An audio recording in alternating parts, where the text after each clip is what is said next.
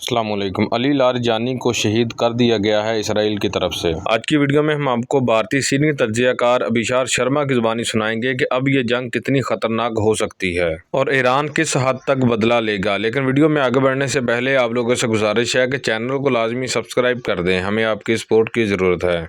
इससे बड़ी खबर नहीं हो सकती दोस्तों, क्योंकि इस्राएल के डिफेंस मिनिस्टर ने दावा किया है कि ईरान के सबसे बड़े नेता, जी हां, मरहूम आयतुल्लाह खामेनी के बाद सबसे बड़े नेता अली लारिजानी को इस्राएल ने एक हमले में मौत की घाट उतार दिया है। और अब उनकी शहादत के बाद पूरे मध्यपूर्व में जिस तरह आग लगने वाली है, आप और हम उसका अंदाजा नहीं लगा सकते। और दोनों चीजों पर गौर कीजिएगा। पहली बात, इस्राएल ऐसा करके कहीं ना कहीं इस जंग में अमेरिका को पूरी तरह से दफन कर देना चाहता है, क्योंकि ट्रंप ने क्या कहा था दोस्तों, आज सुबह उन्होंने कहा था कि जंग जल्द खत्म हो जाएगी। मगर आप मुझे बताइए, अली लारिजानी अगर उन्हें मौत की घाट उतार दिया गया है, इसके बाद क्या आपको लगता है जंग रुकने वाली है?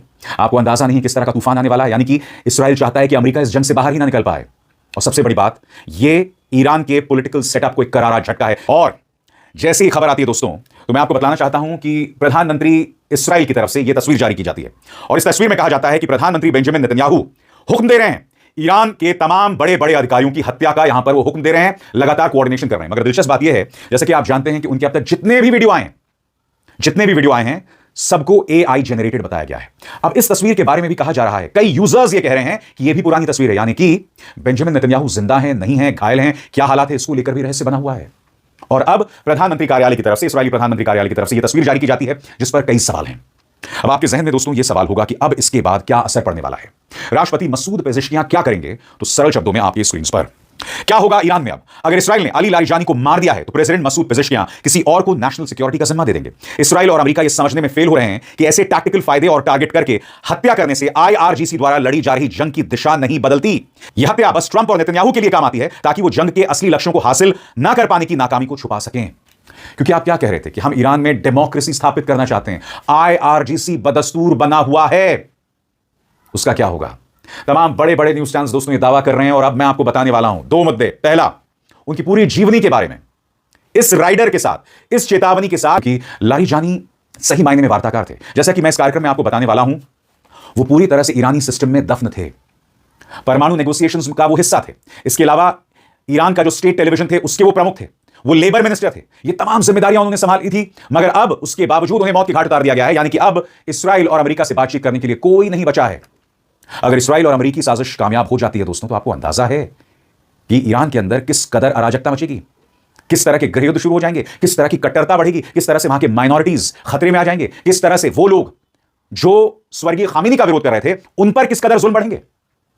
ऐसा लगता है कि अमेरिका और इस्राएल इस दुनिया को बर्बाद कर देना चाहते हैं। और अब मैं आपको बताने जा रहा हूं सबसे पहले कि अगर उनकी मौत हो गई है तो जंग की दिशा किस तरह से बदलेगी। आइए देखते हैं। पहले बसिज के कमांडर गुलाम रजा सुलेमानी और उसके बाद अब ईरान के बड़े नेता अली लारिजानी।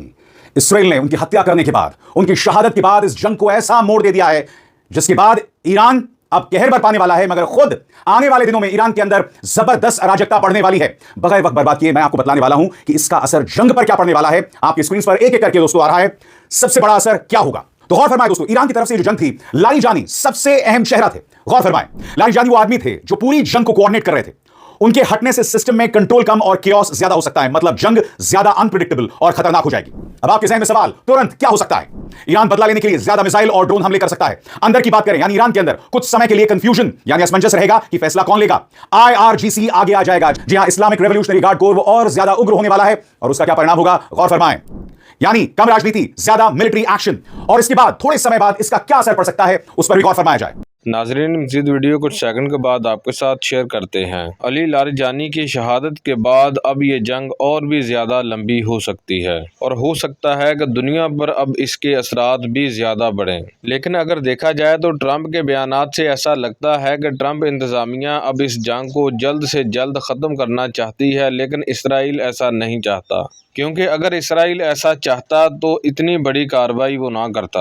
आप सबको क्या लगता है, क्या ये जंग और ज़्यादा खतरनाक हो सकती है? कमेंट सेक्शन में अपनी राय लाजमी दें। तो चलिए आगे की वीडियो आपको दिखाते हैं। अब दो तरह की ताकतें लड़ेंगी। नंबर एक, हार्डलाइनर्स यानी सख्त रुख वाले, कहेंगे अब सिर्फ बदला लो, ज्यादा अटैक्स, होर्मुज पर दबाव, प्रॉक्सीज का इस्तेमाल। दूसरा, प्रैग्मेटिक यानी कि जो बातचीत चाहते हैं, उनका मेन नेता यानी कि लारिजानी चले गए, इसलिए उनकी ताकत कम हो जाएगी। यानी कि लारिजानी की मौत के बाद और बसिज कमांडर की मौत के बाद बातचीत की गुंजाइश खत्म हो जाएगी। याद कीजिएगा डोनाल्ड ट्रंप ने आज सुबह क्या कहा था। डोनाल्ड ट्रंप ने कहा था कि ये जंग अभी कुछ दिनों में खत्म हो जाएगी, मगर लारिजानी के मौत के बाद अब मान के चलिए दोस्तों, इसके बाद जो तूफान आने वाला है उसका आप और हम अंदाजा नहीं लगा सकते हैं। और मोसाद ने एक बार फिर साबित कर दिया है कि उसके हमले से कोई नहीं बच सकता, कोई नहीं बच सकता। आपकी स्क्रीन पर अब गौर फरमाएं, अमेरिका और इस्राइल के लिए इसके क्या मायने हैं। शॉर्ट टर्म में उन्होंने एक बहुत बड़ा नेता हटा दिया, यानी कि टैक्टिकल फायदा, मगर लॉन्ग टर्म की बात करें तो अब बात करने के लिए कोई तजुर्बेकार आदमी नहीं है, डील करना मुश्किल हो जाएगा, यानी अभी फायदा आगे चलकर मुश्किल। अब आपके जहन में सवाल होगा दोस्तों, आने वाले दिनों में जंग पर इसका क्या असर पड़ने वाला है। अब वो मैं आपको बहुत ही सरल अंदाज में समझाने वाला हूं।